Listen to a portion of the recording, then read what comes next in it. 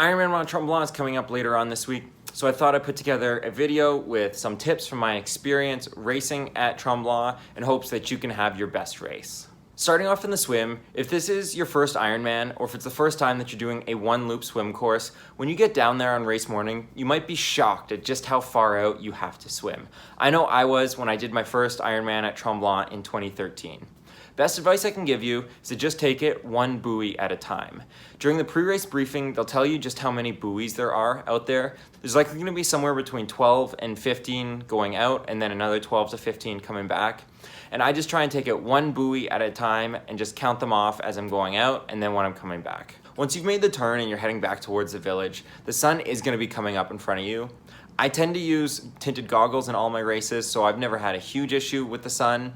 And sighting isn't too much of a problem when you're coming back because there's all sorts of tall buildings from the village that you can sight off of. Out on the bike, the best advice I can give you is to really make sure that you're keeping a close eye on your power or your heart rate in those early kilometers. Your adrenaline's going to be pumping, you're going to be really excited, there's going to be all sorts of people there that are cheering you on, there's going to be other athletes that are flying past you. But a lot of those athletes are going to be going well above their threshold, and they're going to pay for that later on in the race. The hills in the first 9K of the race might not feel like much on your first lap, but if you overcook them on that first lap, you'll definitely feel them on the second lap. In that same vein, once you get to the Duplessis climb, I recommend you go up it as easy as possible on your first lap.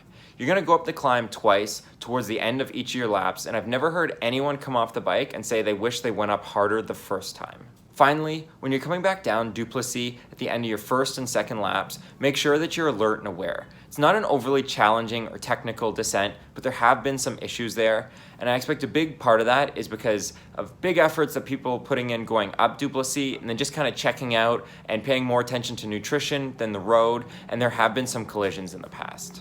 Out on the run, it's a 2-lap run course, and for each lap I like to break it up into 2 distinct sections. There's a 5K hilly section, which is both going to be the first 5K and the last 5K of each lap, and then there's an 11K flat section. In the hilly section, I'm less concerned about my pace and I'm more concerned about running strong with good form, checking in with my body, and making sure I'm getting in good nutrition. And then once I hit the flat section at about 5K and I'm out on the rail trail, that's the time where I really like to be able to just zone out and knock off kilometers. If you're able to get into a zone and get into a really good rhythm, then this is a great place where you can make up time both on your competitors and on your goals.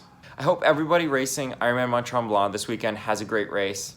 If you happen to see me in the village, definitely come by and say hi. So thanks a lot for checking out this video. If you like what you see, and click the subscribe button down below.